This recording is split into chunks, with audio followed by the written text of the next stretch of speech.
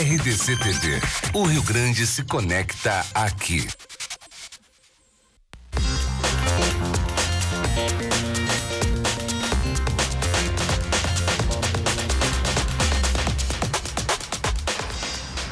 Olá, Rio Grande em movimento, começando a partir de agora, depois do primeiro turno das eleições, porque na maioria dos estados do Brasil tem segundo turno, inclusive no nosso aqui também, né? O Rio Grande em movimento está começando e a gente vai junto até a 1h da tarde. Acompanhe a gente pelo canal 24 ou 524 da NET, como você já está por aí, ou pelas redes sociais da RDC. Você pode botar para mim aí, Márcio? A página da RDC, também você pode dizer para alguém, olha só, tem um canal bacana que está falando de tudo, sobre tudo do Rio Grande do Sul. Bota lá, se você não tem a NET em casa, bota o Facebook que vai ficar legal, você vai assistir ao vivo, com qualidade digital e tudo mais. Twitter e YouTube, estamos também para 27 cidades do Rio Grande do Sul, pelo canal 524 ou canal 24 da NET. Então, muito obrigado por você deixar a gente aí entrar na sua casa ou no seu estabelecimento comercial. Eleições 2018, em que cobertura que nós fizemos ontem. Timaço aqui da RDC, trazendo para você em primeira mão muitas vezes informações, entrevistas, uma cobertura ampla. Teremos o segundo turno, então, aqui no Rio Grande do Sul, e o Rio Grande Movimento hoje vai ter aqui já o candidato José Ivo Sartori, governador, que é candidato à reeleição. E também Eduardo Leite já está confirmado, quarta-feira ao meio-dia estará aqui, acabaram de confirmar a produção dele lá, os assessores, e ele vai estar aqui conosco no Rio Grande Movimento. Mas me dá as imagens do bastidor de ontem, dos bastidores de ontem, olha lá, a bancada, Ribeiro Neto lá também fazendo a cobertura, Rogério Amaral estava de manhã lá, numa beca também fazendo um trabalho excepcional, maravilhoso. Nesse momento a experiência também conta muito, né? De Ribeiro Neto, de Rogério Amaral, que fizeram uma excelente cobertura. Você vê na bancada Lazier Martins ali, ó, Eduardo Leite, já numa das entrevistas, aí o pessoal sendo recebido na nossa recepção, você está vendo aí a parte interna do Twitter, de onde vai para o ar, nossa redação trabalhando a mil para trazer as informações para vocês. Enfim, foi uma cobertura maravilhosa. Ao meu lado aqui, Ribeiro Neto. Quantos profissionais? 70 profissionais, 60 profissionais envolvidos. Mais de 100 pessoas passaram ontem aqui pela televisão. E você era um dos apresentadores, estive na bancada lá, com o gabarito. Obrigado. Eu me sinto muito honrado. Primeiro porque foi a nossa primeira cobertura de eleições da RDC TV, né? E eu fico muito satisfeito pela aceitação do nosso público. E mais do que isso, né? A RDC TV conseguiu, né, por ter esse formato, por ter esse objetivo, proporcionar ao público do Rio Grande do Sul, né, uma televisão que fez uma cobertura full time.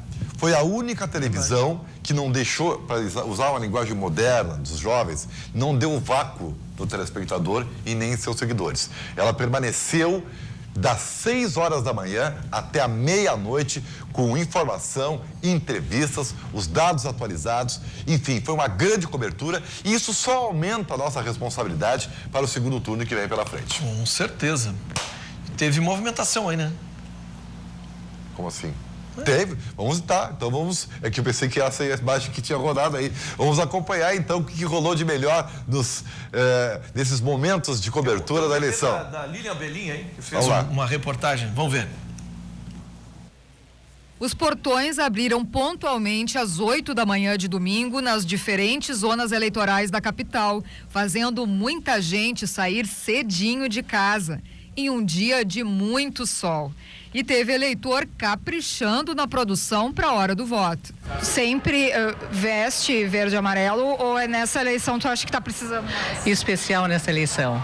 Estou votando pelo Brasil. Eu acho que o Brasil precisa de mudanças. Muita gente aproveita este dia para levar a família toda e já acostumar a criançada desde cedo, como o Guilherme e o Rafael. O que a mamãe e o papai vieram fazer hoje aqui, tu sabe? Votar. A PUC é o maior local de votação da capital e pode ser considerada a que tem o maior número de eleitores. Isso por incluir os prédios 50 e 11 e o Colégio Champanhar. São 21 mil eleitores no total. Mesmo assim, a votação ocorreu tranquila. Mas, em outros locais, o dia foi agitado. Aqui no Colégio Bom Conselho, o segundo com maior número de eleitores da capital, a movimentação e as filas são constantes. Mas tem quem não se importe em esperar. Há quanto tempo o senhor vem votar? Tem ideia? Desde os 20 anos, eu acho. Sem falhar nenhum ano. Nenhuma falhei. É uma das eleições, ou talvez a eleição que eu não sei se eu vou dizer que eu não me sinto feliz, mas é a que eu me sinto mais preocupado. O senhor tem esperança?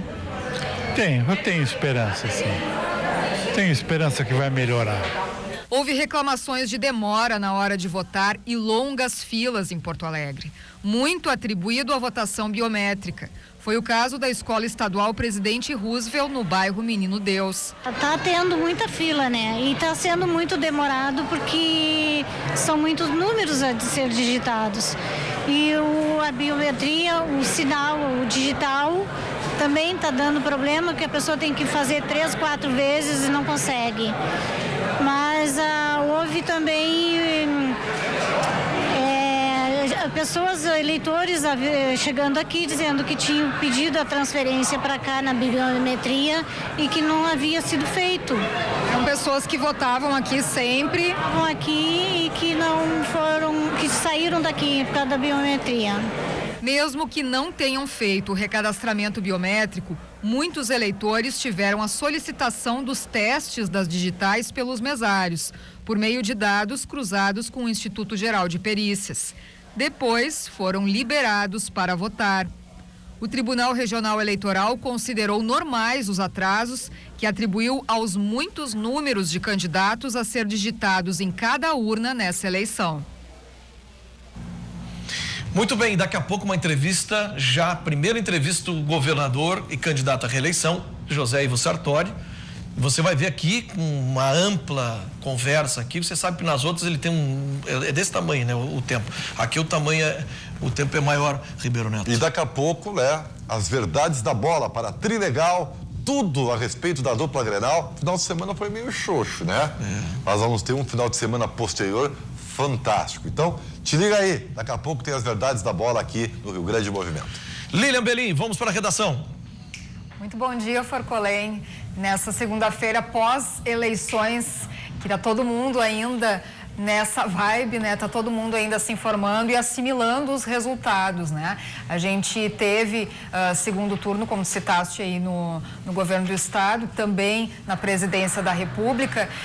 Então, eu já inicio essa segunda ainda falando sobre eleições, sobre os resultados, né? Os deputados federais eleitos aqui pelo Rio Grande do Sul nessas eleições de 2018 tiveram como líder no número de votos o candidato Marcel Van Hatten, do Partido Novo, foi eleito com mais de 349 mil votos para representar o estado, então, na Câmara dos Deputados, seguido do Onyx Lorenzoni, do Democratas, Giovanni Cherini, do PR, Paulo Pimenta, do Partido dos Trabalhadores, Marcon também do Partido dos Trabalhadores, entre outros nomes aí que foram reeleitos, inclusive Marlon Santos, do PDT, que encabeça lá a Assembleia Legislativa. Foram aí 32 nomes. Agora, os deputados estaduais eleitos no estado tiveram como o líder, então, das votações, Tenente Coronel Zuco, do PSL, foi eleito, então, deputado estadual no Rio Grande do Sul como campeão de votos com mais de 165 mil votos. Luciano Zuco, de 44 anos, que é membro do Exército, tenente-coronel do Comando Militar do Sul e, é claro, teve o apoio do candidato à presidência da República, Jair Bolsonaro, e também do vice-presidente, do candidato a vice-presidente. Foram 55 deputados estaduais eleitos no estado, incluindo Zuco. E nos senadores, um dos 2 senadores eleitos pelos gaúchos no domingo, Paulo Paim, do PT, foi reeleito, então, e Luiz Carlos Reins, do PP, que foi a grande surpresa, porque era apontado nas pesquisas como quarto na disputa pelo Senado, acabou chegando na frente com mais de 2.300.000 votos. Já na disputa pelo Piratini, como tu citaste, né, Forcolém, não houve surpresas, segundo já nos baseávamos nas pesquisas. Baseado nisso, não houve surpresas, né? Confirmando, então, Eduardo Leite, do PSDB, ficou à frente com 36% e vai enfrentar, então, no segundo turno, o atual governador do estado, José Ivo Sartori, do MDB, que ficou com 31% dos votos válidos. E a reportagem que vimos aí foi sobre a movimentação durante a votação aqui na capital gaúcha durante o domingo, que nós acompanhamos aí durante todo o dia. Eu estava ali desde as 6 da manhã acompanhando a movimentação aqui nos principais colégios eleitorais de Porto Alegre, como a gente pôde conferir aí. Daqui a pouquinho mais notícias, Forcolém. Ok, Lilian, e essas pesquisas aí erraram pra caramba, né? Por exemplo, lá em Minas Gerais, a Dilma estava em primeiro e acabou nem entrando como senadora. Mas, enfim, tem mais coisas aí. Daqui a pouco, a entrevista com José Ivo Sartori aqui no Rio Grande Movimento, o primeiro dos dois que foram para o segundo turno, e o Eduardo Leite, quarta-feira. Agora vamos falar do direito previdenciário. Já está aqui a doutora Milene Fernandes, que é advogada especialista em direito previdenciário. Tudo bem, doutora? Toda segunda-feira Tudo bem, a gente se encontra aqui, né? Foi. Bom, já tem pergunta do João Américo de Bento Gonçalves. Minha aposentadoria está defasada. Me aposentei com 4 salários mínimos e hoje recebo um pouco mais de 2. É possível revisar? Essa é uma questão que a gente enfrenta bastante lá no escritório, que é a questão da defasagem na aposentadoria. Essa não é uma questão que gera revisão em função do salário mínimo ser desvinculado da aposentadoria. Então, anualmente, o salário mínimo tem corrigido 7%, 8% e a aposentadoria 2,3%. Isso faz com que, ao longo dos anos, o valor recebido se distancie daquele valor que a pessoa pagou. Então, a pessoa pagou sobre 3, 4 salários mínimos e hoje, depois de 10 anos, está recebendo um pouquinho mais de 1,5. Isso é bem comum de acontecer, aliás, acontece com todo mundo, né? E quem sente mais esse impacto é quem já está aposentado há bastante tempo. Então, como é uma questão que está prevista na lei, não é possível fazer revisão. Infelizmente, não é. Que coisa. Rosa Helena de Santa Maria. A minha mãe, hoje com 61 anos, porém, nunca trabalhou na vida, ou seja, nunca contribuiu. Ela tem direito à aposentadoria por ter sido dona de casa durante toda a vida? Se ela não tem contribuição para o INSS, ela não vai conseguir se aposentar. A não ser que ela consiga um benefício chamado de LOAS, é um benefício assistencial que é previsto para quem nunca teve contribuição, mas ou tem mais de 65 anos ou é doente e não tem nenhuma renda. Então, o pré-requisito para a concessão desse benefício é que a família não receba mais de 1/4 de salário mínimo por dependente. Então, são pessoas extremamente pobres, né? Essa é a condição desse benefício. Mas a saída não seria para ela pagar os últimos 5 anos e se aposentar pela idade? Não, porque por idade ela precisa ter 15 de contribuição. Esse é um requisito da aposentadoria por idade. Ela poderia se aposentar por idade com 60 anos, mas ela precisa ter 15 de contribuição. E se ela é baixa renda, nunca teve contribuição, a melhor saída para ela é esse benefício assistencial. E a única diferença é que ele não tem 13º.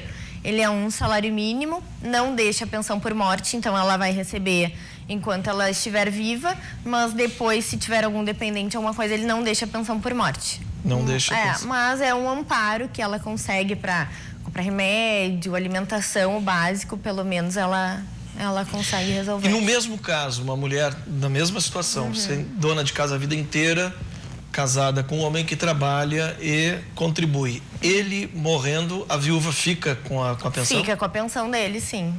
Não tem problema nenhum? Não. Aí, nesse caso, ela não conseguiria o benefício assistencial, porque teria a renda dele. Mas ela fica com a pensão dele e ele falecendo, sim. Não há como o INSS trancar essa pensão. E no caso, digamos, se ela recebesse o benefício assistencial e ele trabalhasse, ela morrendo não deixa pensão para ele, porque o benefício assistencial não dá direito à pensão. Sim. É. Sim, aí é. E as pessoas que continua aquele problema, doutora, das pessoas que se machucam em trabalho, tem alguma deficiência, fica com uma deficiência física, como é que faz? E outra pergunta que gostaria de fazer para a senhora, uma mulher que tenha um filho que tem, por exemplo, paralisia infantil, né?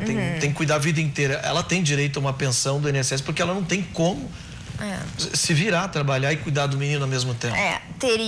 O único benefício que teria é se eles fossem baixa renda, esse benefício assistencial, que ele é pago ou para idoso ou para quem tem alguma deficiência. Como ele não vai conseguir contribuir, não vai trabalhar para contribuir, ele não vai conseguir se aposentar. E quanto é o valor dessa? Um salário mínimo. Um salário mínimo. Nossa. O que a gente está enfrentando lá no escritório bastante é o pessoal que está recebendo alta agora do INSS. Com essas operações pente fino, quem estava aposentado por invalidez, a gente tem casos lá de pessoas de 70 anos aposentadas por invalidez há mais de 15 anos que estão sendo liberadas agora para o trabalho. Um absurdo. A gente tem um caso lá no escritório, é um senhor, ele tem vários problemas de coluna, pedreiro, 15 anos aposentado por invalidez e agora foi liberado para trabalhar e não está conseguindo mais restabelecer o benefício dele, o auxílio-doença dele. Que idade ele tem? Ele tem 70, se eu não me engano. Meu Deus, como tratam mal, né, as pessoas. Enfim. Doutora Milene, obrigado. Doutora Milene Fernandes, advogada, toda segunda-feira aqui você também pode enviar sua pergunta, pode botar o nosso WhatsApp aí para a próxima segunda-feira, para o nosso Face na página também. Ela é especialista em direito previdenciário. Obrigado, doutora. Muito obrigada, até segunda. Nós vamos para o intervalo comercial e ainda hoje aqui no Rio Grande Movimento, o primeiro a dar entrevista para nós, para o segundo turno, que é o José Ivo Sartório, governador, candidato à reeleição. Já voltamos.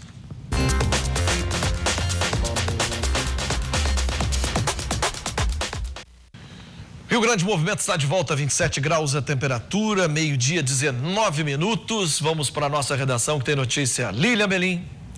Forcolém, a placa da Avenida Castelo Branco, que nós noticiamos aqui que havia sido alvo de pichação, foi novamente alvo dos pichadores aqui na capital. Desde que deixou de ser chamada de Avenida da Legalidade e da Democracia, depois de uma decisão do Tribunal de Justiça, né? Nós estamos acompanhando essas ocorrências ali com as placas. A oficialização do novo nome pela Prefeitura da capital ocorreu no dia 25 de setembro e depois que houve a pichação ali na quinta-feira passada, dia 4, uma tinta foi colocada ali na sinalização da rodoviária. A chapa foi recolocada na sexta-feira, dia 5. Os reparos custaram dinheiro aos cofres do Executivo, mas nesse sábado, de sábado para domingo, a sinalização foi novamente alvo dos pichadores. Uma tinta preta foi colocada em cima dos escritos Castelo Branco. Então, essas placas foram removidas nesta manhã. A EPTC está analisando as câmeras de segurança para investigar a autoria, então, dessas pichações. Outra informação é que as inscrições para o vestibular da URGS começam hoje. Então, as inscrições devem ser feitas exclusivamente pelo site da URGS, urgs.br. As provas serão realizadas entre os dias 6 e 9 de janeiro de 2019, além aqui de Porto Alegre também, em Bento Gonçalves e em Imbé e Tramandaí.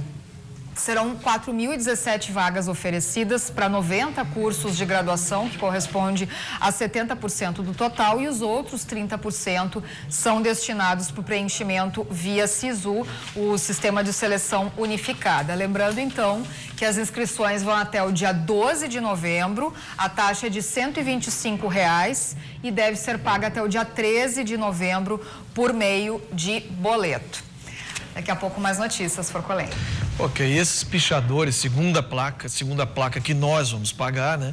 Essas ideologias políticas sempre acima de qualquer decisão judicial. Tem uma decisão judicial, tá lá, a EPTC simplesmente está informando aquilo que mandou o tribunal. Agora é Avenida Castelo Branco, ponto. Vamos fazer protesto em outro lugar, né? Querem fazer protesto, vão lá na Câmara de Vereadores, falem no parlamento, falem alguma coisa. Agora, pichar e a gente pagar toda hora uma placa nova, isso é vândalo, isso é coisa de chinelagem, né? Como diz no dito popular. Tinha que identificar essas pessoas e ver até se não tem alguém, né, utilizando jovens aí, massa de manobra, né, para suas ideologias políticas, enquanto que a vida tem que seguir. Segue a vida, segue a placa e acabou, não tem o que fazer. Falando em cultura, agora sim vamos falar de cultura, que nós precisamos de mais cultura e educação, na verdade, para a gente conseguir sobreviver nessas coisas. Concordo plenamente contigo. Né, Dilmar Messias, seja bem-vindo, diretor artístico do Teatro São Pedro, porque vem uma programação especial da Semana da Criança, que bacana, hein? Exatamente. Conta pra nós. Nós, preocupados com a formação de plateia e de trazer o jovem para o teatro, enfim, para o lazer e para a cultura, nós estamos fazendo pelo 2º ano a mostra Pirlim Pim Pim de teatro para crianças, e com atrações muito bacanas. As peças deste ano são peças premiadíssimas. Tem clássicos também, né? Tem clássicos, tem o João e Maria, o Mágico de Oz. Vermelho. E fundamental, tem um projeto todo de democratização do acesso no Teatro São Pedro. Nós temos, através da Secretaria de Educação, nós vamos levar quase 3 mil crianças para o Teatro São Pedro. Secretaria Municipal? Secretaria Estadual. Gente. Estadual. Agradecemos o secretário e especialmente a professora Yara Wortmann, que viabilizou este projeto. E também nós teremos outras tantas crianças que terão acesso livre também. Nós temos uma programação intensa. Falando em democratização, nós não poderíamos deixar de falar em acessibilidade.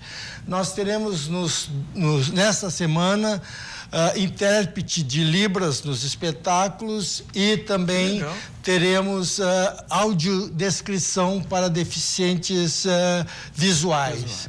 Isso aí é uma... Como é que vai funcionar isso? Desculpe a minha ignorância. Como é que vai funcionar essa audiodescrição? É fonezinhos para quem? Fonezinho para as crianças que têm deficiência auditiva ou... Visual, né? Visual. Ou ainda... auditiva para Libras. Exatamente. Daí. Que legal, hein? Que coisa boa. Quer dizer, todos inseridos, não tem teatro para todo mundo, não tem? Exatamente. Isso é a razão da nossa alegria, porque nós conseguimos fazer um projeto no 1º ano. A gente teve algumas dificuldades. Eu tenho uma experiência bastante grande. Eu fiz durante 30 anos a Mostra Gaúcha de Teatro Infantil aqui, a partir dos anos 70. Quer dizer, não falta gabarito para nós fazemos no auditório Dante Baroni da Assembleia Legislativa, com esse mesmo processo de viabilização e democratização do público infantil. E quando começa? Qual é o... Começa amanhã e vai até domingo, com sessões às 10 e às 15 horas. Entrada? Nós teremos preços populares, além esses projetos de acesso acessibilidade democrático. Muito obrigado, Dilmar Messias. Parabéns. Eu agradeço pela oportunidade. Coisa legal. Você ouvir que a gente está democratizando cada vez mais a nossa cultura e dando oportunidade a quem tem deficiência, né? Exatamente. Lília Belém, direto da redação, mais informações. Forcolém, a reforma do terminal Triângulo aqui em Porto Alegre deverá custar pelo menos até R$1,5 milhão de reais. Esse é o valor estimado pelo Executivo. Em 2014, o valor da obra estava estimado em R$1,2 milhão. O recurso vai ser usado na reforma das estruturas metálicas, também a cobertura ali do terminal. E a liberação do dinheiro será avaliada pela Secretaria Municipal da Fazenda.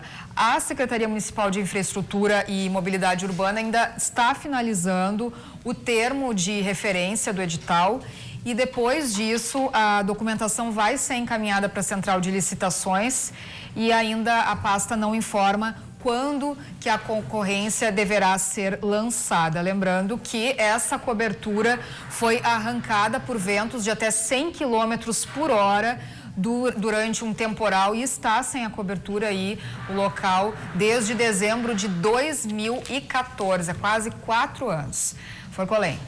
Ok, obrigado, Lilian. Daqui a pouco a Lilian entra com mais informações e ainda hoje, em entrevista com o governador e candidato à reeleição, José Ivo Sartori. Já confirmamos também com o Eduardo Leite, quarta-feira estará aqui os 2 candidatos a governador que foram ao segundo turno. Vamos falar agora sobre como abrir uma empresa, a diferença entre empresa, microempresa individual, com o senhor Celso Arruda, que é contador. Tudo bem? Tudo bem, prazer estar aqui contigo, tá? Sem o contador a empresa não funciona, precisa deste profissional, né, que se dedica aos números da empresa, a organização documentar, de documentos e tudo mais.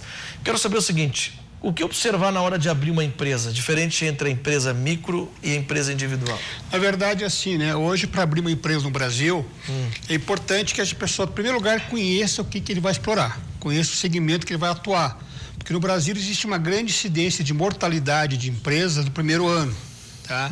Então, essa pessoa que vai abrir uma empresa, seja o ramo que for, o tamanho que for, que se cerque de profissionais que façam estudo de mercado, avalie, né? E façam projeções de faturamento, porque geralmente o primeiro ano é um desencaixe muito grande e a pessoa acaba não suportando esse desencaixe e acaba falecendo a empresa no primeiro ano. Então, a primeira questão é essa, conheça o segmento que vai atuar, procure um bom profissional que faça uma boa projeção do ramo que ele vai atuar, porque o fato de uma pessoa estar no segmento e atuar com sucesso não quer dizer que eu, abrindo o meu segmento, eu vou ter o meu sucesso, que é perfil profissional, perfil de formação. Então, a primeira questão é que se faça um bom estudo, né, da questão do mercado, como eu vou atuar, se eu tenho as condições de explorar. Isso no aspecto econômico financeiro. É isso aí, o senhor tem razão, porque é o seguinte, né, tem empresários, por exemplo, ele está no comércio, vamos supor. Perfeito. Tem 2 lojas lá de tudo, ferragens, com tudo para dentro de casa e tal, bombando. Perfeito. E isso aí no Vale dos Sinos. Aí ele resolve abrir uma loja, uma terceira loja, uma filial no litoral. Sim. Só que no litoral tem outras questões, né? Eu acho que o senhor deve saber que no litoral o cara vem de fora, ele não é muito aceito, que as pessoas são muito... E o cara abre uma outra lá e acaba adquirindo uma dívida de mais de R$200 mil, né? Isso é perfeito, é correto. Quase quebra as duas que estão bem. Exatamente, ele acaba botando dinheiro bom numa coisa ruim e leva a que tem dinheiro bom junto. Porque eu sempre digo assim, cada empresa, ela tem uma personalidade própria. Porque uma empresa é um CNPJ, mas por trás tem o CPF, que eu sempre brinco com isso, tem as pessoas que tocam o negócio. E às vezes eu vou, tu colocaste muito bem, vou no setor que eu não conheço, ou no segmento, numa cidade que eu não conheço, e não é, o fato de eu ter feito sucesso numa outra cidade não significa que eu vou ter sucesso naquilo ali. Então, sempre eu recomendo, se faça um estudo de mercado, se assessore de bons profissionais e a partir daí parta para o aspecto legal. O aspecto legal no Brasil, e agora estamos num regime político de mudança, né? A burocracia estatal no Brasil ela é muito grande, muito pesada, muito arcaica e os empresários se sentem às vezes desprotegidos e perdem muito tempo com a burocracia para criar uma empresa. E aí isso é importante observar os aspectos legais e os vários tipos de empresas que tem. Nós temos aí vários tamanhos, várias empresas, então é importante que a pessoa opte com segurança. É isso que eu estou falando para o senhor, aconteceu, tá? Estava mandando no mercado. Isso é muito comum. Aspecto, entendeu que lá no litoral poderia expandir, não conversou com pessoas locais, com os locais para saber, e todo mundo fala que o comércio no litoral é totalmente diferente do comércio aqui, da capital, da Grande Porto Alegre, que os caras ficam de olho, nariz torcido para quem chega de fora. E aí acabou adquirindo uma dívida e quase desequilibrou a estrutura das outras duas, 200 mil, assim. Tu sabes que nós temos aqui no estado regiões, micro-regiões que são uma cultura muito forte. Por exemplo, se nós for trabalhar no Vale dos Sinos, é uma cultura muito alemã, tem que conhecer a história, na Serra italiano, isso é muito comum. Pessoas que vão de fora desse segmento não conhecem a cultura no Vale dos Sinos ou na Serra e acabam quebrando a cara com o cedido no ramo de negócio. Senhor Celso Arruda, contador, venha mais vezes, vamos conversar mais. Hoje nós estamos aí com um tempo meio corrido. Nenhum problema, estarei sempre à disposição de vocês. Conversar mais aí, prazer para dar estar dicas aqui, aí, pessoal. Vamos falar da próxima, de repente, de pequenos negócios, daquela senhora que foi fazer pastéis e abrir uma pequena empresa. Como proceder e não adquirir dívidas e adquirir um pouco de dinheiro para dentro de casa. E isso, a partir de 2006, houve uma mudança bem significativa nesse aspecto. Muito obrigado. Vamos para o intervalo comercial e na volta as verdades da bola com Ribeiro Neto e também a entrevista de José Ivo Sartori, aqui, candidato à reeleição para o governo do estado. Já voltamos.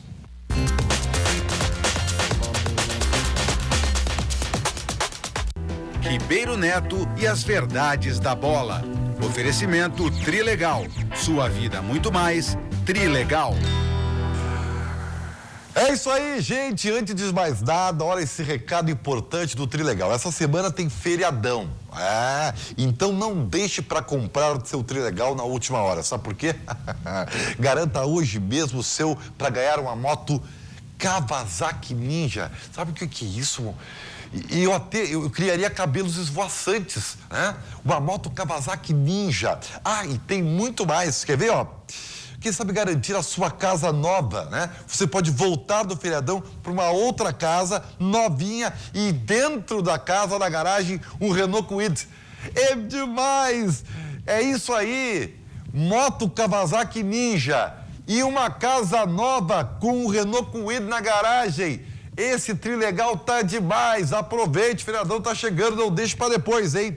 Trilegal, sua vida muito mais Trilegal. Olha aqui, vamos lá rápido, daqui a pouco tem entrevista com o candidato Ivo Sartori. O negócio é o seguinte, o Internacional sexta-feira perdeu pro Sport Recife. E aí, meu caro João Batista Filho, o Internacional deixou o Palmeiras largar na frente. Como é que isso repercutiu e qual é a preparação? Porque agora é confronto direto com o São Paulo, hein, seu JB? É verdade, Ribeiro Neto, o Inter tropeçou na última sexta-feira, passou dificuldades, apertos, e a gente tem uma matéria do Internacional, do primeiro jogo lá na sexta, que o nosso repórter Guilherme Paz traz todas as informações desse jogo. Nico Lopes abre o placar após passe de D'Alessandro. Ele bate no canto oposto, sem chances para Magrão.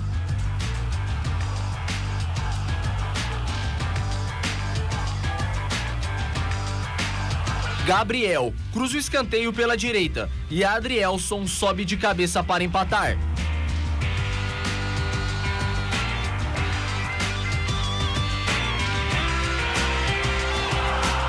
E aos 42 minutos do segundo tempo, após saída errada de Charles, Matheus Gonçalves recebe de Michel Bastos e bate na saída de Marcelo Lomba, fazendo 2-1 Sport. Com o resultado, o Inter fica na segunda colocação do Brasileirão, com 53 pontos, a 3 pontos do líder Palmeiras. Pois então, um abraço ao Valdecir Ari, ao Nestor Vieira, que está preocupado que o Colorado está entregando a rapadura. Olha, eu tenho uma boa notícia para dar para o torcedor do Internacional. Eu não sei se serve de consolo, mas a verdade, pelo menos a minha verdade, é que o Internacional, mesmo tendo pagado este mico lá contra um timeco do Sport Recife, deixado o Sport virar o jogo, o Inter ainda está a apenas 3 pontos do líder. O que isso quer dizer na prática? Que o Internacional tinha uma poupancinha, que agora gastou. Claro que eu sei que o São Paulo agora não é o principal inimigo mais, mas o Internacional vencendo o São Paulo no Beira-Rio afasta o time do Diego Aguirre. E aí, meus amigos, o que tem que acontecer? Vocês já pararam para pensar? Você, torcedor do Inter, hein? Vai torcer pelo Grêmio contra o Palmeiras? Só o futebol proporciona esse tipo de coisa. O fato é que o Inter está no jogo, mesmo tendo em 4 jogos 2 derrotas, E especialmente 2 derrotas contra times lá de baixo, Chapecoense e Sport Recife. Mas tem gente se recuperando para voltar pro time, né, ô JB? E estas são as boas notícias no Internacional, Ribeiro Neto. O Cuesta e o Edenilson estarão de volta no final de semana. Bom, esses dois, suspensão normal. Só que tem Rodrigo Moledo e Leandro Damião, a dupla importante do Inter, o Moledo na zaga, o Damião no ataque centroavante. Eles serão reavaliados durante a semana e, segundo a primeira previsão médica, voltam a treinar pelo menos até o meio desta semana. Ribeiro, se a boa notícia deles, do Inter, o Grêmio tem uma péssima notícia. Agora há pouco a gente recebeu a confirmação, o Everton está oficialmente cortado da seleção brasileira e Lucas Moura, que está arrebentando lá no Tottenham na Inglaterra, foi chamado para o seu lugar. O Everton é dúvida, inclusive, para o jogo do dia 23 contra o River Plate, primeira partida da semifinal. Aliás, não só ele, Everton e Marcelo Groi podem, eu diria que é bem possível, bem provável que desfalquem o Grêmio no primeiro jogo lá na Argentina. Vamos contar já o VT do Grêmio então, hein, JB? Claro, aproveitando então já para chamar a matéria do repórter Pedro Oliveira com os melhores momentos do empate sofrido do Grêmio no último sábado. No confronto entre os tricolores, o Grêmio não passou de um empate com o Bahia, em uma noite cheia de lesões para o tricolor gaúcho. Logo aos 3 minutos do primeiro tempo, o Bahia surpreendeu e abriu o placar na arena com gol de Elber. Mesmo com a derrota, o domínio era total do Grêmio. Afinal, jogava em casa e com o apoio de sua torcida. Quando esperava a reação, o torcedor viu a lesão de seu principal jogador. O atacante Everton teve que abandonar a partida, sentindo uma lesão muscular. Final de primeiro tempo, e os times vão pro vestiário com o Bahia vencendo por 1-0. O Grêmio voltou para o segundo tempo sem Marcelo Groi, que sentiu uma lesão e deu lugar para Paulo Vitor. O que estava ruim para o lado gaúcho ficou ainda pior. Logo após a expulsão do zagueiro Jackson, o Bahia, com 10 jogadores em campo, aumentou o placar, mais uma vez com Elber. Aos 40 minutos do segundo tempo, quando tudo parecia perdido, o lateral Juninho Capixaba descontou para o tricolor gaúcho. O empate veio logo em seguida, com pênalti sofrido por Marinho e convertido por Jael. Placar final, Grêmio 2, Bahia 2. Com o empate nos últimos minutos contra o Bahia, o Grêmio continua em 5º colocado no Brasileirão e a 5 pontos do líder Palmeiras, que é justamente contra quem o Grêmio joga neste domingo. Uma vitória em São Paulo pode diminuir esta diferença para 2 pontos. E é isso, e essa é a única chance que o Grêmio tem de ainda, mesmo quase impossível, disputar o título brasileiro. Né? Inadmissível empatar com o Bahia. Tudo bem, a recuperação foi fantástica, estava quase perdido o jogo, mas o empate contra o Bahia foi frustrante para quem poderia almejar o título da competição. Agora tem ganhado o Palmeiras e aí ainda vai depender de resultados paralelos, faltando 9 rodadas. Enfim, essa é a vida, o Grêmio é que se complicou. Muito bem, a gente fica por aqui e na sequência do Rio Grande Movimento você não pode perder a entrevista do candidato, atual governador, candidato Ivo Sartori ao segundo turno das eleições 2018. Não saia daí. Ribeiro Neto e as verdades da bola. Oferecimento Trilegal. Sua vida muito mais. Trilegal.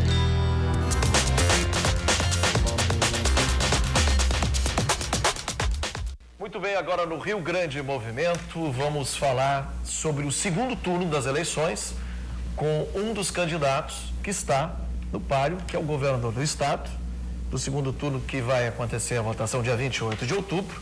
Eduardo Leite acabou com 35,9%, José Ivo Sartori 31,11%. Governador e candidato à reeleição. Governador, seja bem-vindo. Muito obrigado, Rogério. Ex-prefeito de Caxias do Sul, deputado federal, deputado estadual, governador do estado, concorre então no segundo turno. Casado, aposentado, nascido em 25/2/1948 em Farroupilha, candidato a governador do Rio Grande do Sul pelo MDB, Movimento Democrático. Quais são as novas estratégias de campanha para o segundo turno, governador? Acho que o primeiro é saudar aqui a todas as gaúchas e todos os gaúchos que nos acompanharam, que nos deram esse voto de confiança, e eu quero agradecer muito por isso. Mas acho também de registrar que são duas candidaturas que, na verdade, não foram oposição ao nosso projeto e que, portanto, estão identificadas com aquilo que nós projetamos e iniciamos lá em 2015, que tivemos a companhia e também o apoio e a ajuda de toda esta área. E eu acredito que com isso configura, são em torno de 67% de duas candidaturas que juntaram-se, na verdade, naquele rumo que nós queríamos que acontecesse no Rio Grande do Sul, ele aconteceu. Então, eu posso dizer com tranquilidade de que 67% dos eleitores ativos do Rio Grande do Sul, os que foram na urna, na realidade indicaram que o Rio Grande do Sul está no rumo certo, fazendo as mudanças e as transformações que fizemos. Governador, o senhor fala muito francamente sobre as dificuldades do Estado e falou isso no seu governo inteiro. Tentou fazer a reforma, mas acabou não recebendo apoio de todos os partidos da Assembleia. Caso o senhor eleito, o senhor acha que vai conseguir esse apoio dentro da Assembleia para efetivar essas reformas que o senhor tanto busca? Eu acredito que reforma, mudança, reestruturação do poder público nunca pode ser afastado. Ele tem que ter continuidade. É o que nós estamos fazendo. Assim como sempre dissemos, e vamos continuar dizendo como dissemos durante o início da campanha, nosso plano é o plano de adesão ao regime de recuperação fiscal e que nele cabem também porque 11 bilhões e 300 milhões com a assinatura do acordo com o governo federal, 11 bilhões e 300 milhões ficam no Rio Grande do Sul e não vão para os cofres do governo federal. E nós temos que parar de gastar mais do que arrecadamos. Segundo lugar, federalizar ou privatizar ativos do Estado do Rio Grande do Sul é uma caminhada com a qual nós temos que fazer. Não se concebe mais que o Estado do Rio Grande do Sul venha novamente, vamos dizer, a ter empresas que não representam mais nada. Eu sempre uso um exemplo bem prático. Será que cabe ao poder público, nesse momento, nessa quadra histórica do país e do Rio Grande do Sul, ter empresa para minerar carvão e vendendo para uma única organização e que ela compra apenas a metade do que é produzido? Mas então o que faltou ali na votação do plebiscito? Faltou justamente apoio, e veja bem que nós tivemos duas alternativas. Tem gente que diz que faltou discussão, que não teve debate suficiente, que é preciso discutir com a sociedade. E eu quero dizer para a senhora e para o senhor que nos acompanha, de que nós fizemos todo o possível, desde 2016 que isso estava em discussão. E no ano passado, no final do ano, quisemos incluir que isto entrasse para a votação no plebiscito agora, junto com a eleição que nós acabamos de realizar no dia de ontem.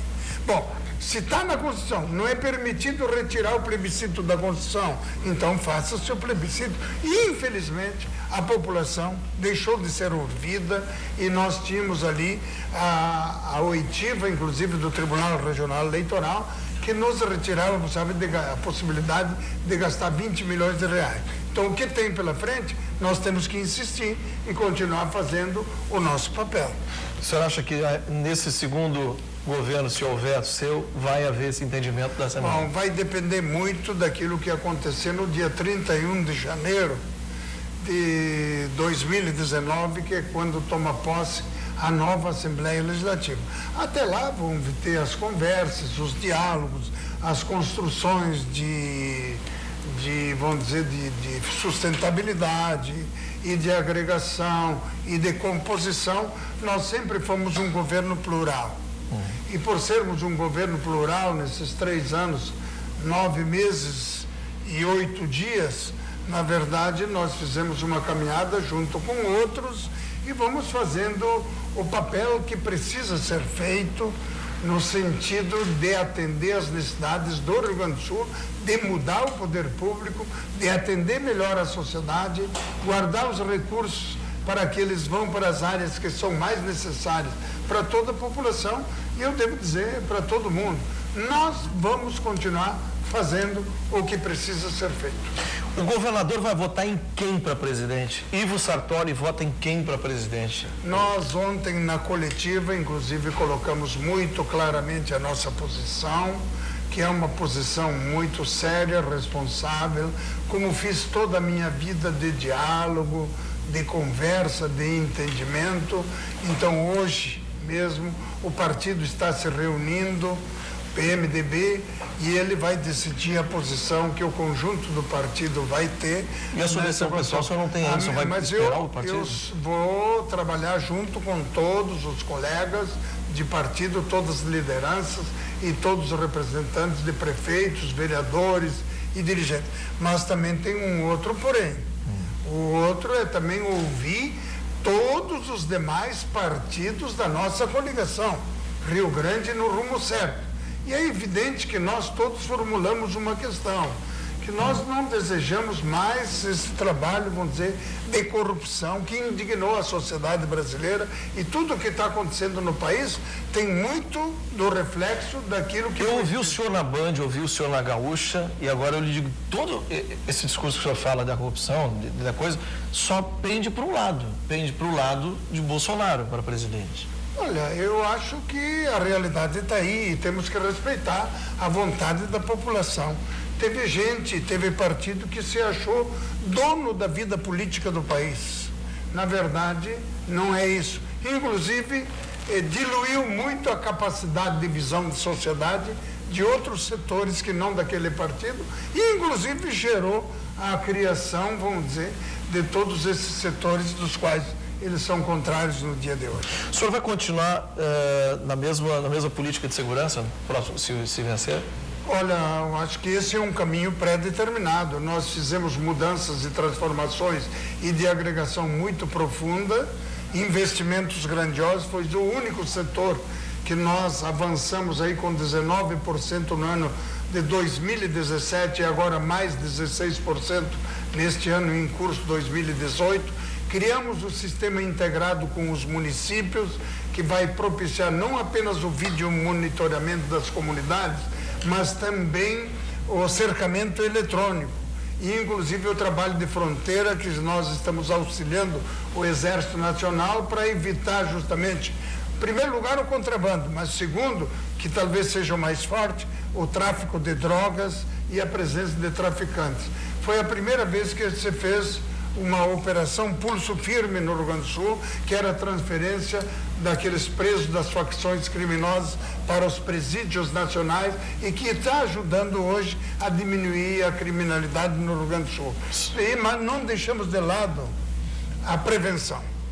A prevenção é o melhor caminho que nós temos, além de cuidar da segurança, mas é preciso construir a cultura da paz e a cultura da não violência nas escolas, através dos programas da Brigada Militar, os programas no trabalho de desenvolvimento social e gerar profissionalização e abrir as nossas escolas com as CIPAVs, que são as Comissões Internas de Prevenção aos Acidentes e à Violência Escolar, porque é o caminho melhor de preparar as nossas crianças, a nossa juventude, os nossos adolescentes, para que amanhã nós tenhamos a presença, vamos dizer, de uma cultura diferente da não violência no nosso estado, como de resto em todo o país.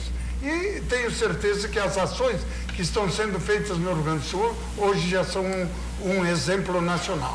Palavras finais do senhor. Mas ainda falta muito. E muito temos que andar. Inclusive abrimos a participação para a sociedade, de que a sociedade possa também contribuir com aquilo que ela paga de ICMS, uma parte ela possa destinar para veículos, para armamentos, porque o governo sozinho com certeza não faz se a sociedade não estiver junto. Governador. E nós vamos fazer isto com grandeza e com superioridade e vamos continuar evoluindo cada vez mais. O senhor pretende mexer no imposto no Estado, baixar um pouco o imposto, tentar gerar mais emprego, porque a gente sabe que as empresas querem cada vez mais menor imposto, tem muita empresa que também já saiu do Rio Grande do Sul. Como é que o senhor vai lidar com isso? Nós temos muitas empresas que estão vindo para o Rio Grande do Sul, inclusive de Santa Catarina. E por causa da nossa política, vamos dizer, de agilidade burocrática e de ações especialmente na área do meio ambiente, no licenciamento ambiental e na desburocratização do estado do Rio Grande do Sul.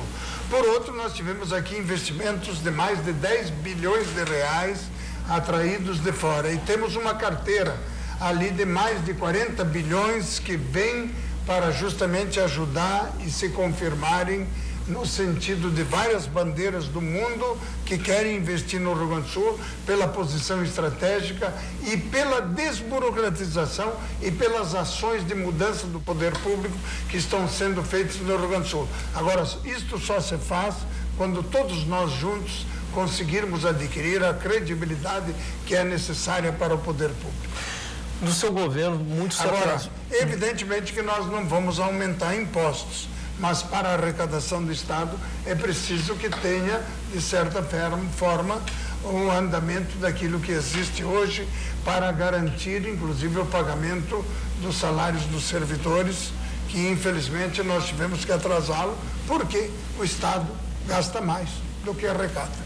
Pois é, essa problemática que o senhor sempre encarou de frente, que era o funcionarismo público receber atrasado ou parcelado, dentro desse novo cronograma que o senhor pretende aí se eleger, continua isso ou isso vai melhorar? Como é que o senhor vai... Tem gente que nesta campanha fazia magia e fazia promessas. Eu sou daqueles que vai continuar não fazendo promessas.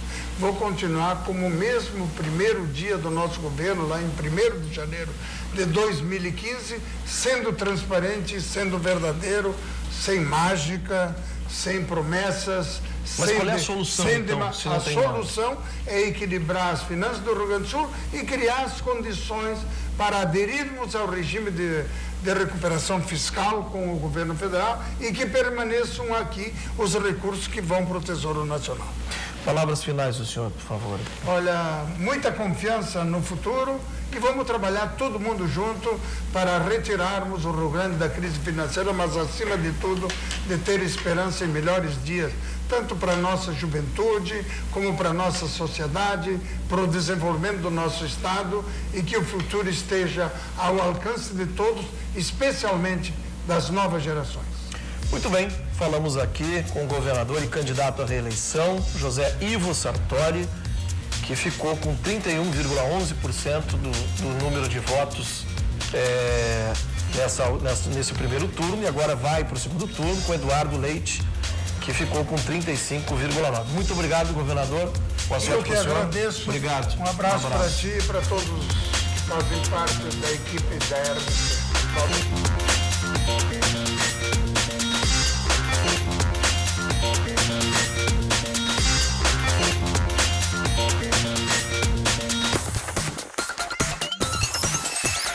RDC TV. O Rio Grande se conecta aqui.